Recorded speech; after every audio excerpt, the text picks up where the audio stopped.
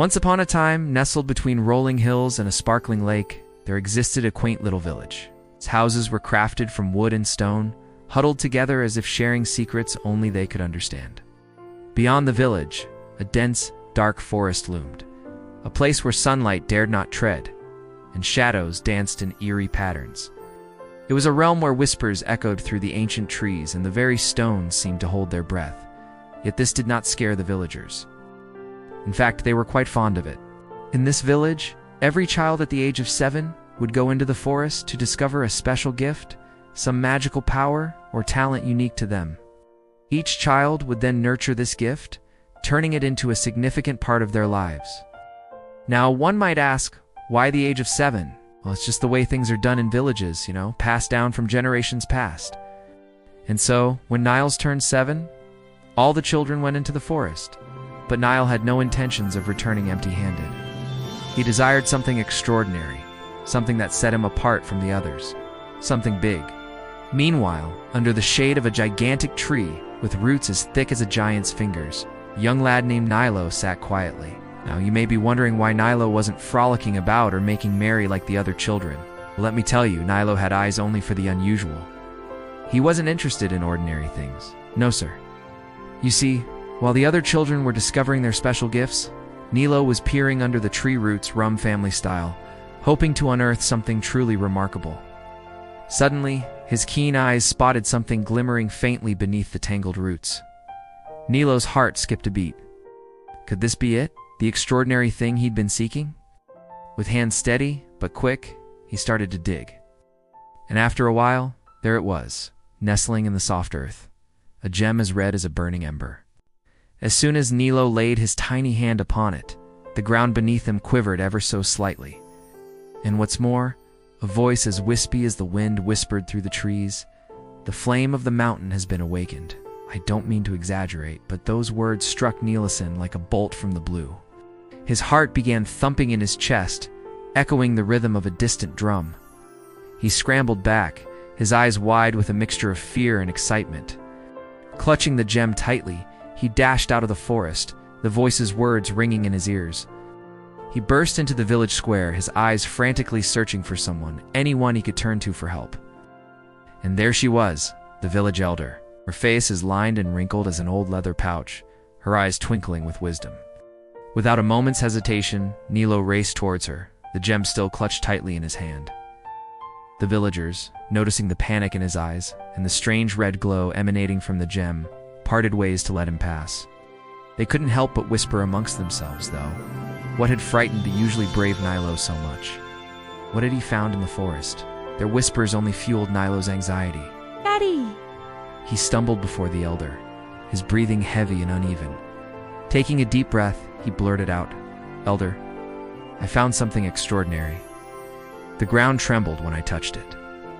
And then it spoke. It said, "The flame of the mountain has been awakened." Now, I'll admit, the elder wasn't expecting such news. She looked at the gem in Nilo's hand, its glow mirroring the turmoil in his eyes. After a moment, she spoke, her voice raspy with age but firm with authority. "Nilo, my child, that gem does not belong here. It must be returned whence it came. If it remains here too long, the mountain will indeed roar, and not even our magic will be able to stop it." Upon hearing these grave words, Nilo felt a chill run down his spine.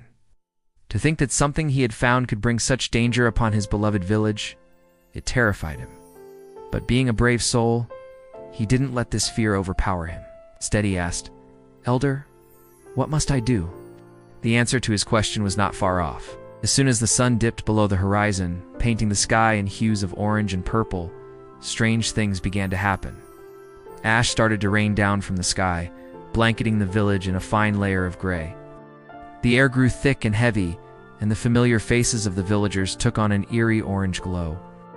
Even the forest at the edge of the village seemed to be having second thoughts about keeping its secrets, with unnatural flames licking hungrily at its trees. The elder, her face etched with concern, turned to Nilo. "It's time, Nilo," she said, her voice grave. "You must go back and return the gem. Can't afford to lose another sunset to the darkness." Nilo's heart pounded against his ribs like a trapped bird. Fear threatened to consume him, but he pushed it down. stuffing the elder's words into his pocket along with a small bag of food.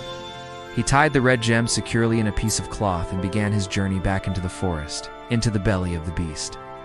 He retraced his steps, following the barely visible trail. The forest, once familiar and comforting, now felt like a labyrinth designed to test his courage. The trees seemed to lean in, their branches forming a canopy that blocked out the moonlight. Just when his hope began to dwindle, Nilo saw a faint glow in the distance. The same glow he'd seen when he first discovered the gem. With renewed determination, he quickened his pace. As he got closer, the glow became brighter, revealing a small cave nestled between two large rocks. Cautiously, he stepped inside. And there it was, the source of the glow, the heart of the volcano. It was like a miniature sun, pulsing with fiery energy. The heat was intense, almost unbearable. But Nilo knew he couldn't turn back now. Taking a deep breath, he walked towards the heart of the volcano, the gem in his hand glowing brighter with each step. Suddenly, the silence was shattered by the sound of heavy footsteps. Startled, Nilo turned around to find a pack of strange creatures bounding towards him. They looked like foxes, yet their fur was the color of flames, and their eyes glowed with an eerie orange light. These were the legendary fire foxes, guardians of the volcano. Nilo froze in his tracks, fear momentarily paralyzing him. But the fire foxes didn't attack. Instead, they circled him, their gazes piercing, as if trying to read his very soul. After what seemed like an eternity, one of the fire foxes, seemingly the leader of the pack, stepped forward. It sniffed the air, its gaze fixed on the gem in Nilo's hand. Then, to Nilo's utter astonishment, it barked once, a sharp, commanding bark that echoed in the cavern. Then, just as abruptly as they appeared, the fire foxes vanished, disappearing into the heart of the volcano. When Nilo reached the edge of the crater, he saw something that made him gasp. Before him stretched a path of solid rock leading directly into the fiery depths. It was as if the volcano itself had parted to allow him passage. With trembling hands, he descended into the crater. As he journeyed deeper into the volcano's heart, the air grew hotter, the rocks more jagged. Yet Nilo pressed on, driven by a sense of duty and a strange, inexplicable connection to the volcano. Finally, he emerged into a vast cavern, the walls shimmering with an array of colors, creating a breathtaking spectacle that both awed and dazzled him.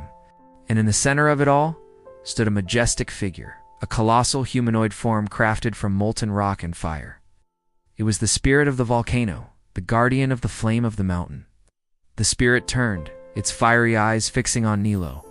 For a moment, the only sound was the pounding of Nilo's heart. Then the spirit spoke, its voice like the rumble of an earthquake. "You have brought back the flame of the mountain. Why do you hesitate? Cast it into the heart of my being and fulfill your task." With a deep breath, Nilo stepped forward. Trusting that his journey had led him here for a reason, he held out his hand. The red gem pulsed in his palm, its glow intensifying. As the spirit watched, Nilo carefully dropped the gem into the heart of the volcano. The moment the gem touched the rock, an eruption of bright light filled the cavern. When Nilo regained his sight, he saw that the light had transformed the rough rock walls into smooth, polished surfaces, and the dull red gem had become a vibrant, radiant flame. The spirit, bathed in the warmth of the rekindled flame, seemed to grow in power. Its eyes, once burning embers, now shone with a gentle, welcoming light. It extended a hand not of fire and rock, but of living flame, and touched Nilo's forehead. "You've done well, young one." Its voice resonated in his mind. "You have brought balance to the mountain. Go now, and may your courage forever blaze like the flame of the mountain." With that, the vision faded, leaving Nilo standing in the quiet forest. The sky above was beginning to lighten, hinting at the dawn that was to come. He knew it was time to return to the village. As Nilo walked back to the village, the rising sun painting the sky in hues of gold and crimson, the villagers gathered in the square, their faces etched with worry and fatigue. When they saw Nilo approaching, their faces broke into relieved smiles. Nilo, despite his tiredness, knew he had done something extraordinary. He had saved his village from harm, not by using any special gift or talent, but by sheer courage and determination. And that, he realized, was the greatest gift of all. From that day on, the villagers never doubted the importance of courage.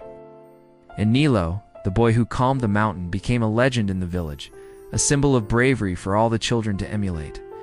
Every year on his birthday, they would tell his story, reminding each other that sometimes the greatest gifts aren't magical powers, but the strength within oneself.